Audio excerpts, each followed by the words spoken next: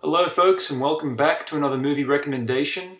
Now before I start, I'd like to apologise for not putting out a new video for a while, but I have been extremely busy with my studies as well as my job, so it hasn't exactly been easy for me to make videos as of late.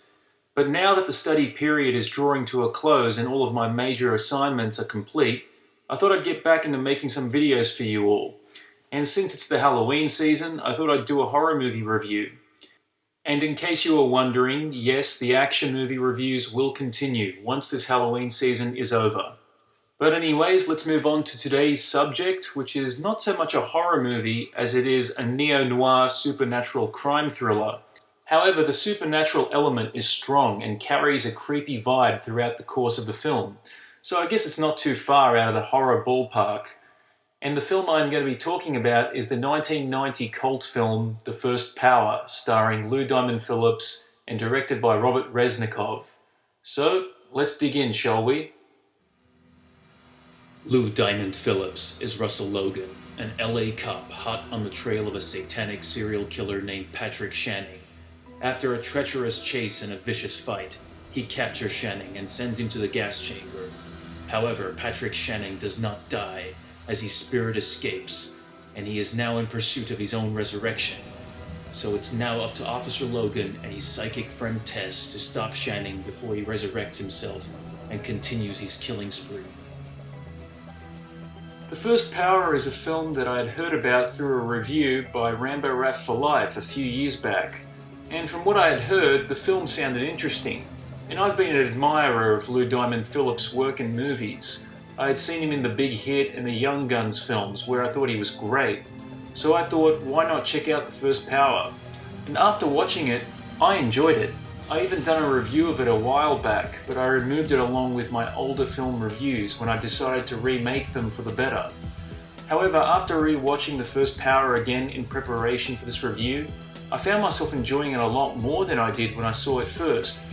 However, it still has its fair share of flaws, but I'm not here to bash the film because I still enjoyed it despite the flaws. So let's start off with the positives in this film. First, we have Lou Diamond Phillips as Officer Russell Logan. Phillips does a fine job with playing the role of a cop on the edge, and you get a good sense that he's seen and been through a lot of tough cases, and he even provides some light humour throughout the film, which is really enjoyable. Then we have Jeff Kober as serial killer Patrick Channing. Kober delivers a knockout performance and comes off as creepy and very intimidating. Every time he looks at someone, his eyes just look like they have daggers coming out of them. And whenever he smirks or grins, you just know he's up to something, and it can't be good. Oh, and one thing, a little bit of trivia for horror buffs. You know how some characters in horror movies like Leatherface and Norman Bates are based on real-life killers, or at least loosely based? Well, so is the character of Patrick Channing. I recently found out that he was loosely based on a real-life serial killer by the name of Richard Ramirez, also known as the Night Stalker. Ramirez was a cold-blooded psychopath who terrorized LA neighborhoods with a series of vicious and fatal attacks in the mid-1980s. And he was also a Satanist. He would leave a pentagram logo on his victims after he had killed them. And Patrick Channing does that in this film. He is a serial killer, he's a Satanist, and he operates in LA. So the Richard Ramirez connection is obviously there. And believe it or not, there is now a movie in the works called The Night Stalker due in 2016. And guess who's playing the title character? Lou Diamond Phillips. Kinda weird how he went from playing a cop trying to catch a killer in this movie, and now, 25 years on, he is playing one of the most notorious killers ever.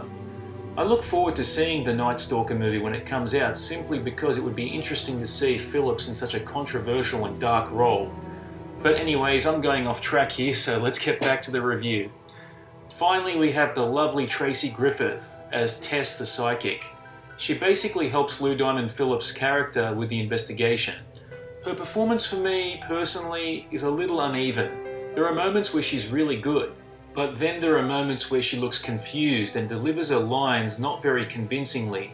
But overall, she does okay. She is useful in the movie, which is good, because if she just sat there and didn't offer much to the story, I would have said she was a pretty useless and boring character. Well, that's the major cast out of the way. There are some supporting characters in this film that fill their jobs just fine, but other than that, there's not much else to them. So let's get on to the musical score. The musical score was composed by Stuart Copeland, and it comes off as creepy and atmospheric. It's composed by synthesizer but features an interesting use of percussion, and overall it fits nicely with the film's tone and atmosphere. And speaking of atmosphere, the art direction and locations in this movie are excellent. We go from downtown LA to churches, the house of the killer, and the dark tunnels of LA, storm drains and sewers where the killer conducts his rituals. The opening scene where Logan chases after Channing is particularly atmospheric. It has this pale and blue smoky look which helps boost the tension in the scene. And the climax is the complete opposite, with the storm drain being lit by candles and fire. I think that's a very cool contrast. And I also like some of the plot elements, particularly with Channing possessing people in order to reach his goal of resurrection. And generally, the weaker-minded the individual is, the more susceptible he or she may be to possession. The movie's title, The First Power, comes from the three powers that can be bestowed by God or Satan. The third power being possession, the second power being the ability to see the future, and the first power is resurrection. So there are a lot of interesting elements in this film to pick up on. We also get some neat set pieces and stunts. There's a great scene involving the killer ripping a ceiling fan off the roof and starting it up and just starts chasing our heroes with it. We also get an epic car flip that you have to see to believe. It just looks incredible. I don't know how they did it so precisely, but holy shit, it's just awesome. We also get a cool jump off a building, and the riveting climax in the tunnels is also very cool. However, the film is not without its flaws, so let's get to the negatives of this film. The acting at times falters. I already mentioned Tracy Griffith being kind of uneven, but most of the weak acting comes from some of the minor characters. For example, the scene where Phillips's character visits the mother of the killer, and when the mother discovers that Phillips was the cop who sent her son to the gas chamber, she naturally acts angry and hysterical, but my god, is her acting bad. It's so over the top that it's laughable. Every time I hear her say, "Burn in hell!" I just start laughing my ass off. And there's also a scene with a possessed homeless woman, and it just gets really silly. Her voice comes off as annoying, and her dialogue is just a joke. I mean, seriously, who wrote it? There are also times where the makeup effects and some of the stunt equipment is visible or poorly done. A good example is the building jump, where you can clearly see the harness holding the stuntman. While the stunt itself is good, you can't help but notice the harness. And there's even a scene with a dead body where you can see the actress breathing. And some of the makeup looks very cheap. It's like they just slapped it on without any care. And although the film does have a creepy atmosphere and a tension-filled opening chase, the rest of the movie doesn't really keep up that momentum and doesn't really come off as scary on the whole. Even though The First Power is categorized as a horror film, it really isn't that scary, hence why I call it a supernatural crime thriller with some neo-noir touches. And we also get a lack of character development, particularly with Lou Diamond Phillips. There is one attempt to give us some insight into his character, but it's mostly left ambiguous. And the development of Channing's character's history is sort of tacked on there.